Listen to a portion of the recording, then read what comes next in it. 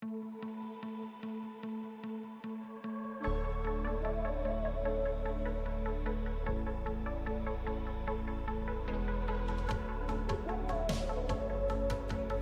my name is Ben Lovegrove, and in this video I'm going to list some things to consider when you return to flying after a long absence.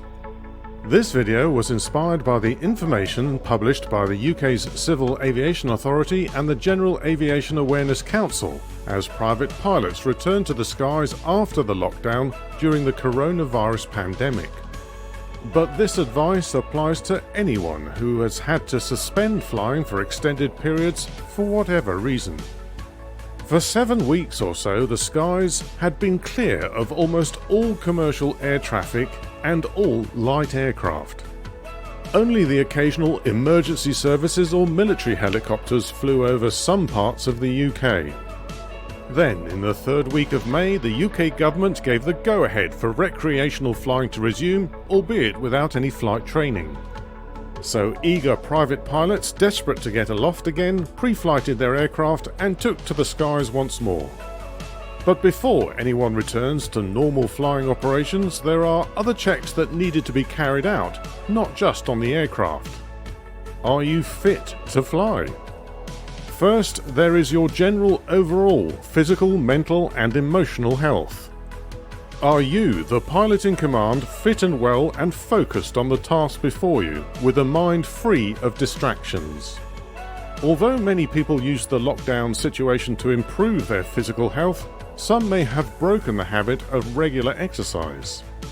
They may also have developed mild symptoms of COVID-19 or any other illness which, although not serious enough to prevent day-to-day activities, may result in impairment when flying. Give yourself a thorough physical checkup and be honest with yourself about the results. If you have been ill during lockdown, then you should get yourself checked by an aeromedical examiner and take their advice. Cockpit Precautions. If you're carrying one or more passengers, then, depending on at what stage post-lockdown you return to flying, it may be necessary to adopt stringent precautions with regard to hygiene. The cockpit and cabin of even larger recreational aircraft are confined spaces in which contamination is almost inevitable if anyone is a carrier of any kind of virus. The precautions we've seen in shops and businesses involving the use of PPE may need to be employed in the aircraft too. PPL paperwork. Private pilots will need to check that their licenses and ratings are still valid and in order. Has anything lapsed while you've been grounded and furloughed? The good news is that the CAA has extended the validity of some ratings, so check CAPS 1913 and 1917 for details. However, recency requirements are not exempt, so you may need to undertake proficiency checks before you can carry passengers. Your flying club may also have recency requirements that are above and beyond those published by the CAA. Pre-flight the aircraft. If the aircraft has been parked for several weeks without attention, then it will need a thorough pre-flight check, particularly if it's been outdoors. Birds and insects often find aircraft convenient places in which to build their nests, even in hangared aircraft. In the UK, a blue tit was seen emerging from the end of a Spitfire's cannon in which it was building a nest.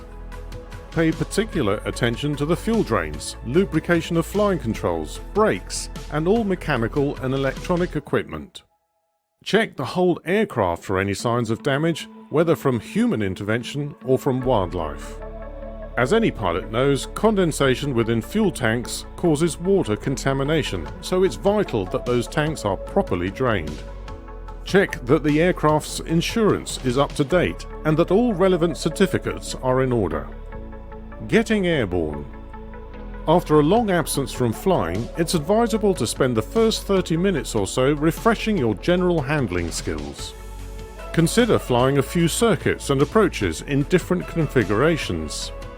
Practice a few touch and goes to exercise those seat-of-the-pants flying muscles that have been unused for a couple of months. This circuit bashing with its radio calls, post-takeoff and pre-landing checks will restore your confidence. Airfield checks. Don't forget that it's not just you and the aircraft, but may need to be checked over before flying resumes.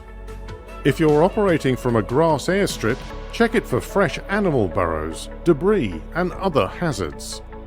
Check the runway condition, whatever the surface, for loose stones, twigs and branches, or anything else that may have blown onto it.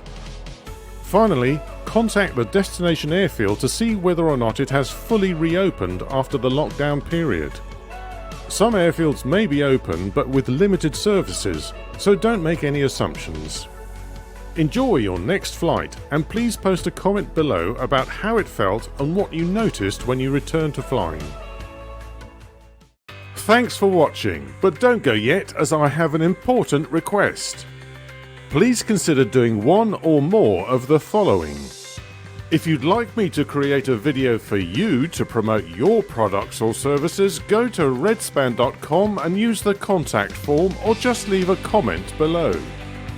Do the same if the sound of my voice is a fit for your voiceover needs.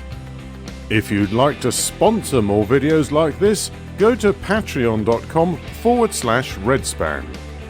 Your donation, however small, will help me to improve both the quality and the quantity of my videos.